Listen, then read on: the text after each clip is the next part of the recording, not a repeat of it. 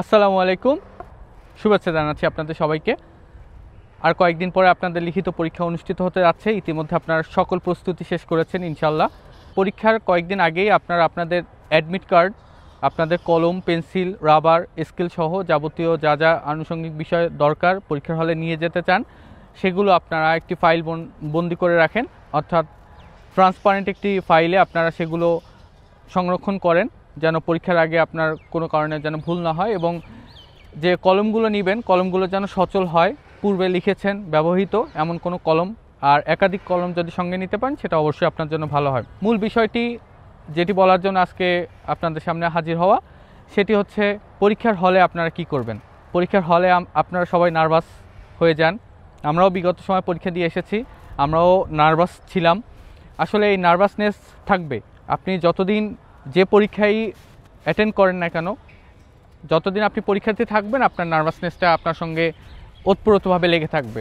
সুতরাং এই নার্ভাসনেস খুব বেশি যে কাউন্সিলিংয়ের মাধ্যমে কাটানো সম্ভব তা নয়, কিন্তু পরীক্ষার হলে নিজে একটু প্রশান্ত করার চেষ্টা করবেন, নিজে একটু বোঝাবেন, তাহলেই হবে। পরীক্ষার প্রশ্ন হাতে পাওয়ার পর প্রথমেই আপনার কাজ হবে প্রশ্নর সেট কোড যদি লেখার দরকার হয়ে থাকে খাতায়, সেট কোড ঠিকভাবে পূরণ হয়েছে কিনা আর যাবতীয় অন্যান্য বিষয় ঠিক আছে কিনা এটি একটু পরীক্ষা করা। মার্জিন টানার বিষয়ে আপনারা অনেকে জানতে চেয়েছেন বিগত সময়ে, এবং সবারই একটা কনসার্ন থাকে যে আসলে মার্জিন টানবেন নাকি টানবেন না। সেক্ষেত্রে মার্জিন টানলেও আপনারা পেন্সিল দিয়ে টানার চেষ্টা করবেন। যদি আপনাকে সাধারণ টাইপের প্রশ্ন, সংজ্ঞা, প্রকারভেদ বা পার্থক্য এই ধরনের প্রশ্ন আসে, জেনারেল কোশ্চেন আসে, তাহলে আপনারা মার্জিন টানতে পারবেন। তো সেক্ষেত্রে কোনো বিধিনিষেধ যদি থেকে থাকে আশা করি যে সেগুলো খাতার উপরে লেখা থাকবে। আর যদি তাও নাও থাকে, পরীক্ষার হলে যিনি দায়িত্বে থাকবেন তার কাছ থেকে আপনারা জেনে নিতে পারবেন যে পরীক্ষার যে খাতাগুলো রয়েছে সেগুলোকে আসলে মার্জিনের আওতায় আনা যাবে কিনা। আর যদি মুসাবিদা ধরনের প্রশ্ন আসে, তো মুসাবিদা আমরা জানি যে প্লেন যেগুলো থাকে আমাদের, সেখানে আমাদের কোনো মার্জিন থাকে না। সঙ্গত কারণেই আপনারা কোনো মার্জিন টানবেন না যদি মুসাবিদা টাইপের কোনো প্রশ্ন থাকে। আর এমনি জেনারেল টাইপের প্রশ্নে আমরা বিগত সময়ে মার্জিন টেনেই দিয়েছি, কিন্তু তারপরে যদি কোনো অসঙ্গতি থেকে থাকে বা আপনার কোনো কনফিউশন থেকে থাকে অবশ্যই পরীক্ষকের সঙ্গে আলোচনা করবেন, এবং খাতার উপরে যে নির্দেশিকা রয়েছে সেটি একটু ভালো করে পড়বেন। এরপরে যে বিষয়টি বলবো সেটি হচ্ছে প্রশ্ন হাতে পাওয়ার পরে আপনারা প্রশ্নটি পুরোপুরি পড়বেন। কোন কোন প্রশ্নের উত্তর আপনার করার মতো ক্ষমতা রয়েছে সেগুলো আপনি ছোট করে পেন্সিল দিয়ে মার্ক করে রাখবেন। কোন প্রশ্নটি আপনি ভালো পারেন, সবচেয়ে ভালো পারেন যে প্রশ্নটি, সেটি আপনি আগে লেখার চেষ্টা করবেন। সেক্ষেত্রে আপনি প্রশ্নেও ছোট করে মার্ক করবেন যে কোন প্রশ্নটি আগে কোন প্রশ্নটি পরে আপনি লিখতে চান সেই অনুযায়ী। প্রথম আধ ঘন্টা যদি আপনার প্রশ্ন পড়তে পড়তে ব্যয় হয়ে যায় বা প্রশ্ন বুঝতে ব্যয় হয়ে যায়, হতাশ হওয়ার মোটেও কিছু নেই। আমরাও বিগত সময়ে পরীক্ষা দেওয়ার সময় 20 মিনিট 30 মিনিট অনেকেই প্রশ্ন বুঝতে বুঝতে সময় কেটে গিয়েছে। সেক্ষেত্রে আমি মনে করি যে আপনাদের যদি এই সময়টা ব্যয় হয়ে যায় কোনো কারণে, আপনারা ঘাবড়ে যাবেন না। পরীক্ষার প্রস্তুতি আপনার যেমনই থাকুক, আপনার পারফরমেন্স পরীক্ষার হলে কেমন তার উপর ডিপেন্ড করবে আপনার ভবিষ্যৎ ফলাফল। সুতরাং এই ব্যাপারে আপনাকে একটু সিনসিয়ার থাকতে হবে।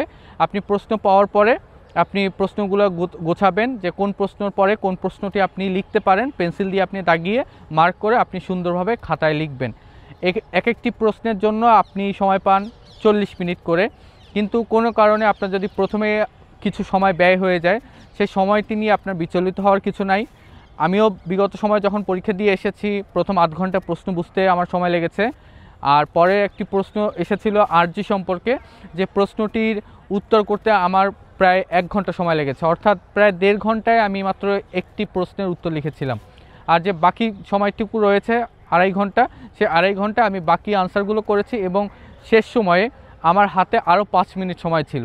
প্রথমে আমি যেভাবে গুছিয়ে লিখেছি, শেষের দিকে হয়তোবা গুছিয়ে লিখতে পারিনি বা অনেকেই পারেন না, সেক্ষেত্রেও খুব একটা আপনাকে টেনশনে কিছু নাই। আপনি শেষ দিকে যখন লিখবেন আপনার হাতের লেখা একটু এলোমেলো হবে, কিন্তু সেক্ষেত্রে বানান ভুল যেন না হয়, সঠিক ইনফরমেশন যেন থাকে।